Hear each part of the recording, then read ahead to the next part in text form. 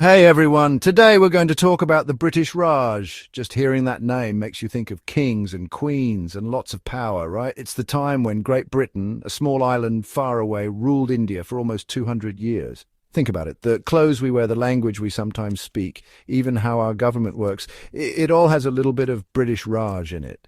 It was a time of big changes, good and bad, and we need to understand it because it's a big part of how India became the country it is today. We'll look at how a simple trading company, the East India Company, became so powerful and how that led to the British government taking over. We'll also hear some of the stories of the people who lived through this big clash of cultures.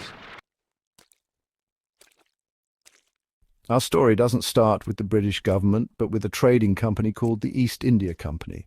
They came to India looking for spices, nice fabrics, and all sorts of valuable things. Nobody thought this company would end up ruling a huge country. They were clever traders and had a strong army. They used this to take advantage of the fact that India was divided into many smaller states, and slowly they gained more and more power. The Battle of Plassey in 1757 was a really important moment. It made the East India Company a major power in India. As the Mughal Empire got weaker, the company basically became the ruler of big parts of India, but not everyone was happy about this. Many people fought against them. The Sepoy Mutiny of 1857 was a huge rebellion against the British. After that, the British government took direct control of India, and that's what we call the British Raj. The government tried to make things more organized and stop any more rebellions. But the idea of India becoming its own country had already started to grow.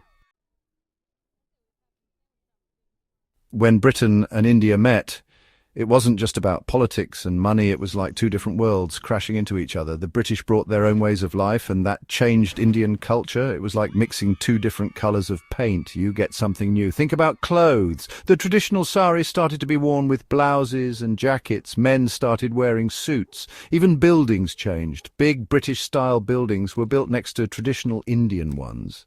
Music changed too.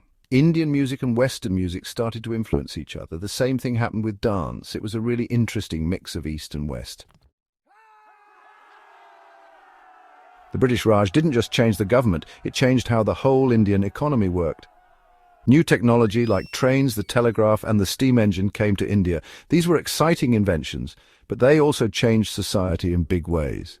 Britain wanted India to send them raw materials like cotton, and then buy back finished goods like cloth made in British factories.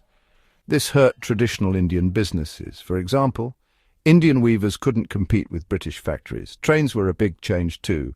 They made it easier to move things and people around the country. But they also helped the British take resources out of India and send them back to Britain.